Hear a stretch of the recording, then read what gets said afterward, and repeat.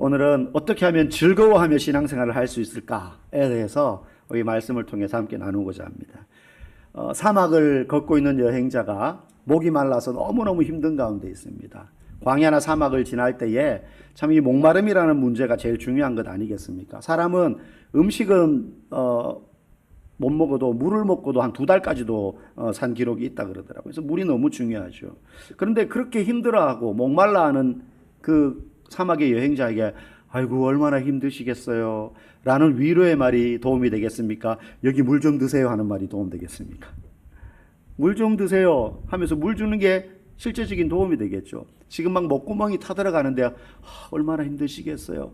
때로는 공감과 동정이 힘이 되지만 그럴 때는 사실 그딴 말은 필요 없고 물 한 모금 더 주는 게 그 사람에게는 정말로 절실한 필요라고 생각합니다. 우리의 영혼도 마찬가지예요. 우리가 그렇게 입버릇처럼 이야기하고 알고 있지 않습니까? 성도의 길은 광야 같은 길이다. 이 땅의 삶은 광야 같은 삶이다. 그래서 이스라엘 백성들이 출애굽해서 가나안 땅에 들어가는 그 광야의 40여 년의 여정에 우리의 인생의 여정을 비교하지 않습니까?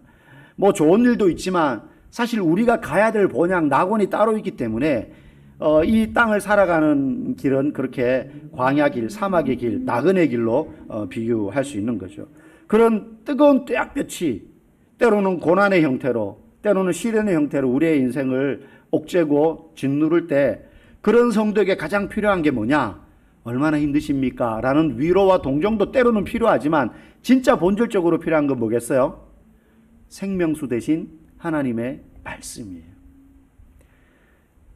생명수 되시는 하나님의 말씀이야말로 이 광야 같은 인생을 뜨거운 뙤약볕 아래 놓여서 걸어가는 그런 여행자와 같은 성도에게 꼭 필요한 것, 그것이 바로 생수 대신 하나님의 말씀이라는 것입니다. 오늘 이 시를 쓰고 있는 시편 저자도요, 지금 뙤약볕 같은 인생의 광야길을 지나고 있나 봐요. 고난 가운데 있습니다. 그의 마음 가운데 억누르는 짓누르는 고통이 있습니다. 오늘 시인은요, 그 고난 앞에서 2가지 큰 태도를 취해요. 하나는 고통을 현실로 받아들이고 인정한다는 거예요. 먼저는. 오늘 139절 한번 같이 읽어보겠습니다. 내 대적들이 주의 말씀을 잊어버렸으므로 내 열정이 나를 삼켰나이다. 이게 무슨 말씀이냐면 우리가 우리의 실수나 죄나 잘못으로 인해서 아니면 외부적인 환경으로 어려움을 겪는 것과는 좀 다른 어려움인데 이 사람은 지금 자기 주변에 있는 원수들, 예수 믿는 사람 나밖에 없어요. 주변에 있는 사람들이 전부 다 신앙에 대해서 적대적인 사람들이에요. 근데 그 사람들이 하나님의 말씀을 모른 채 그걸 무시하고 하나님을 욕하고 공격하고 막 조롱하고 내 신앙에 대해서 비웃고 하는 걸 보면서 막 속이 타들어가는 거예요 지금. 그런데 어떻게 할 능력이 없어요. 그래서 141절에 보면 이런 표현이 있죠. 내가 미천하여 멸시를 당하나. 내 주변에 있는 대적들이 하나님의 말씀을 무시하고 자기들 본능대로 본성대로 살면서 그 힘든 와중에도 나는 말씀을 지키며 살려고 하니까는 그걸 보고 막 비웃고 손가락질 알고 멍청한 놈아 요즘 시대에 그게 뭐냐 이러고 있는데 거기에 대해서 내가 반박을 하거나 내 믿음을 막 드러내어서 봤지 내가 믿음대로 사니까 너네들보다 훨씬 낫지 이럴 수 있는 능력이 없다는 거예요 지금. 내가 미천하에 멸시를 당하고 있어요. 그러니까 얼마나 마음이 괴로워요.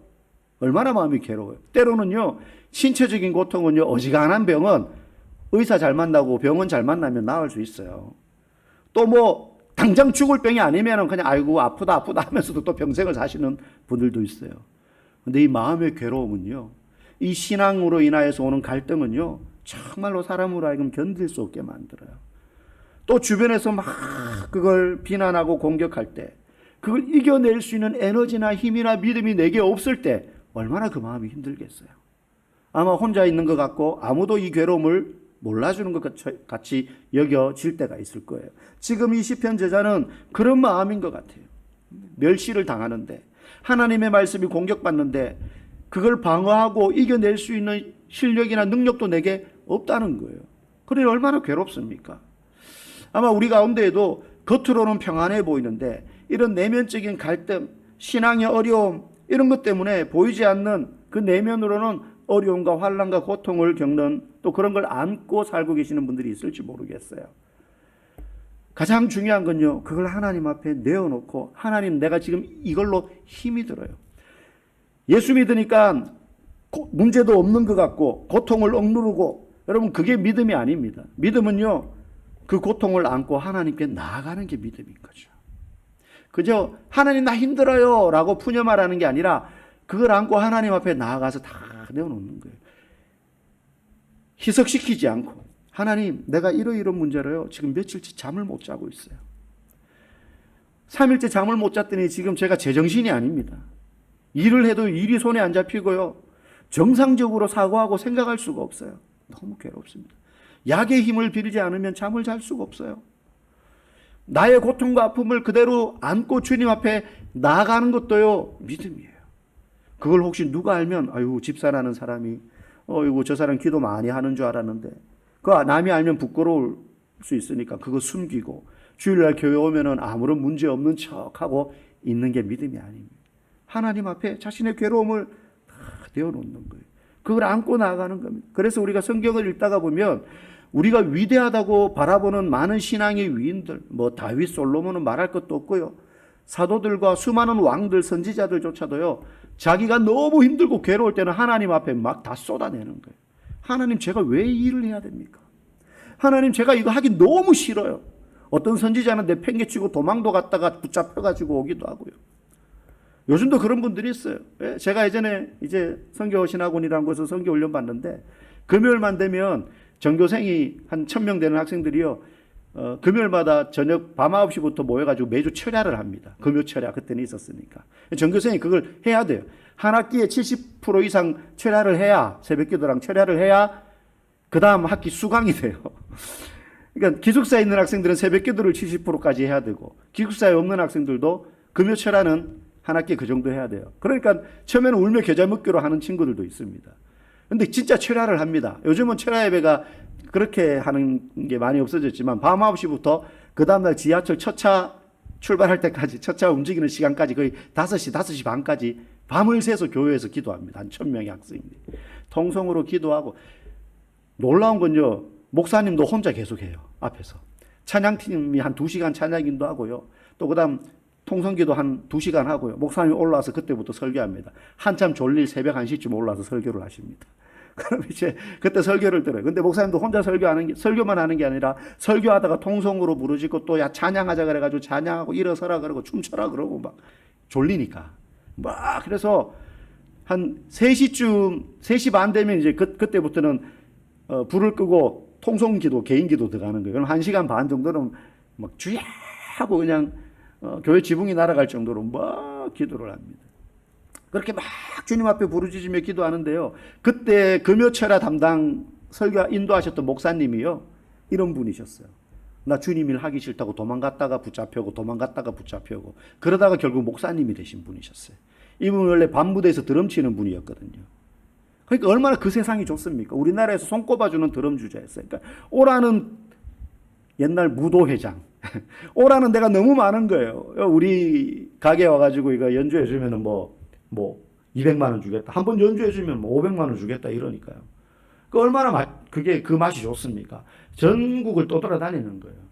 그러면 그 교회 목사님이 어떻게 알고 수소문해 가지고 어느 지방 어느 나이트 클럽에 있다 그러면 잡아오는 거예요. 왜냐면 그 어머니가 그 아들을 서원을 했거든요. 주의 종으로. 근데 얘는 이 목사님 그게 하기 싫었던 거죠. 그러면 잡아와가지고 교회 앉혀놓고 또 봉사시키고 찬양 연주시키고 하다가 또 이제 바람이 쓱 들어오면 또 어느 날 도망가서 어디 가가지고 또 막 드럼 치고 있고 나이트 클럽에서. 그럼 목사님 또 잡아오고. 그런데 그분이 나중에 목사님이 되셔가지고 1년 내내 매주 금요 철야 예배를 인도하는 목사님이, 도망도 못 가고 주말에. 그런 사람들이 성경의 부지기수예요. 부지기수예요. 그런데요, 그 연약함과 아픔을 하나님 앞에 다 고백하고 나아가는 거예요. 그 사람들이 하나님 너무 힘들어요. 제가 왜 일을 해야 됩니까? 그렇게 토로하지만 그게 하나님이 보시는 그들의 믿음이었어요. 믿음이었어요. 그래서 우리끼리는, 사람들끼리는 목회자와 성도와 성도 간에도 좀 약간 화장도 하고 겉에 조금 옷도 잘 입고 비유입니다. 내면을 숨길 수 있습니다. 엄청 죽을 것 같이 힘든데 별로 안 힘든 것처럼, 살만한 것처럼 얘기할 수 있지만 하나님 앞에서조차 그럴 필요가 없는 거예요. 하나님 앞에서는 우리가 아무리 감추려고 해도 벌거벗은 채 설 수밖에 없는 겁니다. 하나님, 너무 힘듭니다. 너무 힘들어요. 그래서 우리의 연약함을 주님 앞에 다 토로하는 것, 그것이 고난 앞에 선 성도의 첫 번째 모습이고 오늘 시편 저자가 보여주는 태도예요. 두 번째, 이 시편 저자가 그 고통 앞에서 가지고 있는 또 한 가지가 무엇이냐, 그런 고통 와중에도 즐거움이 있음을 깨달았다는 거예요. 즐거워할 수 있는 비결을 이 사람은 발견을 했어요. 그게 뭐냐? 143절 말씀 우리 같이 한번 읽어보겠습니다. 시작.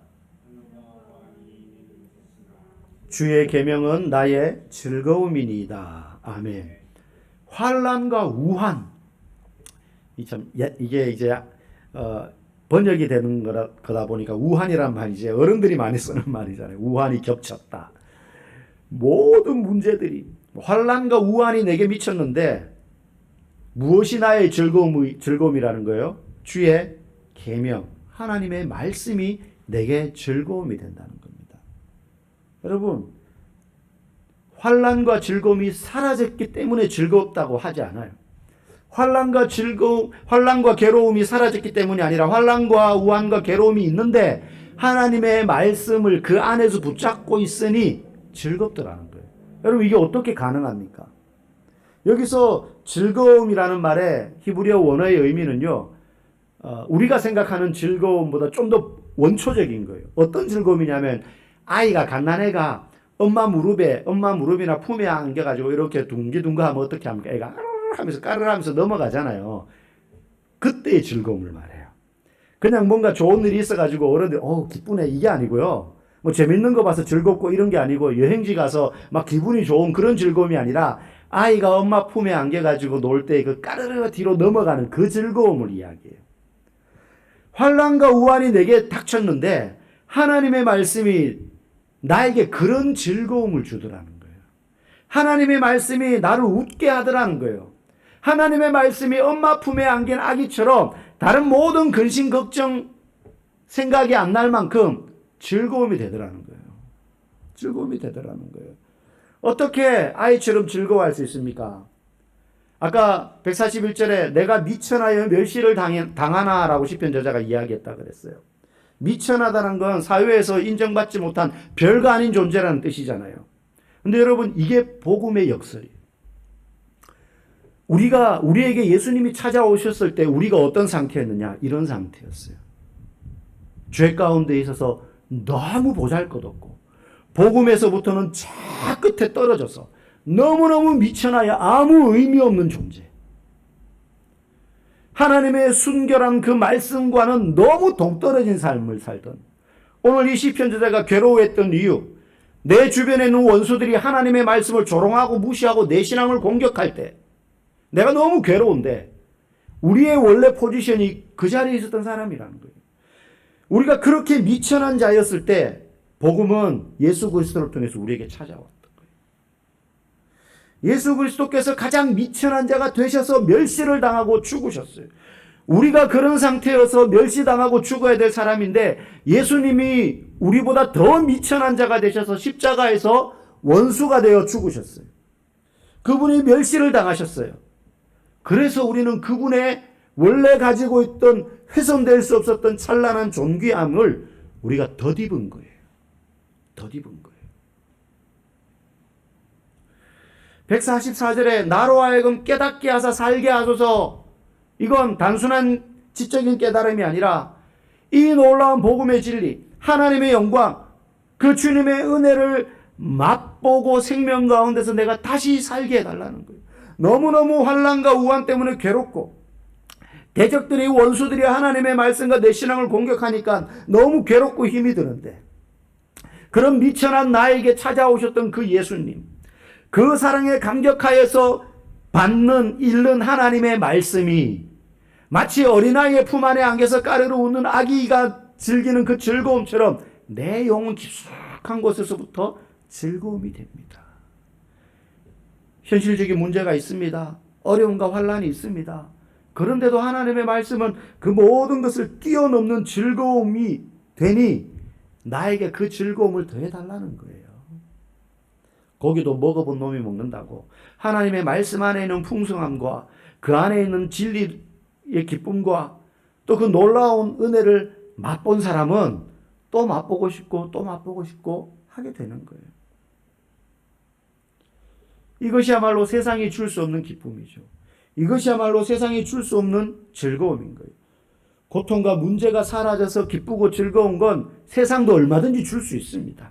원하는 대로 일이 잘 풀려서 웃고 즐거울 수 있는 건 세상 일 잘 돼서도 얼마든지 그럴 수 있어요. 네? 그거는 교회 안에서만 누리지 않아도 돼요. 밖에 나가서 내가 일 열심히 해서 성과급 받는다. 즐거운 일이죠. 그런데 그런 일이 없어도 우리 하박국 선지자의 고백처럼 외양간에 소가 없고 양떼가 없고 논밭에 식물이 없어도 여호와로 말미암아 나는 즐거워하겠다라고 말하는 것처럼 오늘 이 시편 저자와 같이 그런 고난과 어려움의 문제 가운데서도 하나님의 말씀을 인하여서 내가 즐거워하겠습니다. 이게 세상이 줄 수 없는 기쁨이요 하나님의 말씀만이 줄 수 있는 능력이라는 것이요. 오해하지 마십시오. 하나님의 말씀을 열심히 그럼 읽으면 모든 문제가 사라지고 어려움이 해결되고 오늘 본문은 그 얘기를 하는 게 아닙니다. 고통과 환난 가운데 있는데도 하나님의 말씀을 읽으니 더 이상 그 고통과 환난이 내게 말씀이 주는 즐거움보다 더 커지지 않는다는 거예요. 하나님의 말씀이 주는 즐거움이 훨씬 크다는 겁니다. 여러분, 심의 깊은 곳으로 내려가는 잠수함들은요 엄청난 수압을 견디도록 설계되어 있습니다. 어떻게 그 압력을 견딥니까? 막 쇠도 찌그러지는데 깊은 심해로 내려가는, 물론 너무 깊은 심해는 사람이 그 안에 못 들어갑니다. 잠수정만 기계로 내려보내요. 근데 그 잠수정이 찌그러지지 않아요. 왜 그렇습니까? 그만큼 두꺼운 철로 만들어서인가요? 아닙니다. 그 안에 특수한 장치를 넣어가지고요 그 잠수정 안에 있는 기압이 외부에서 잠수정을 짓누르는 기압보다 더 세기 때문이에요. 기압을 맞추는 거예요. 그래서 팽창하는 기압과 짓누르는 그 심해의 기압이 균형을 이루니까 잠수정이 심해로 내려가도 안 찌그러지는 거예요. 여러분, 우리가 이 세상을 광야길을 걸어갈 때에 세상의 시련과 고통이 우리에게 그런 심해에서 짓누르는 압력처럼 우리를 막 밖에서 짓누릅니다. 그때 우리가 그 압력에 눌림당하지 않으려면 우리 내면에서 이 압력을 버텨내는 기쁨이 우리 안에 압력으로 또 작용해야 돼요. 그게 어디에서 오느냐? 하나님의 말씀에서 온다는 거예요. 하나님의 말씀에서. 하나님의 말씀이 우리의 내면을 안에서부터 단단하게 만드는 겁니다. 밖의 압력을 견뎌내고도 남음이 있도록. 오늘 저와 여러분이 그 하나님의 말씀으로 여러분의 심령을 꽉 채우기를 원합니다. 그래서 어떤 시련과 어려움 속에서도 우리가 그것을 견뎌낼 뿐만 아니라 그걸 넘어서서 시련과 환난과 우한 가운데서도 날마다 즐거워할 수 있는 그런 복된 성도들 될 수 있기를 주의 이름으로 간절히 축복합니다.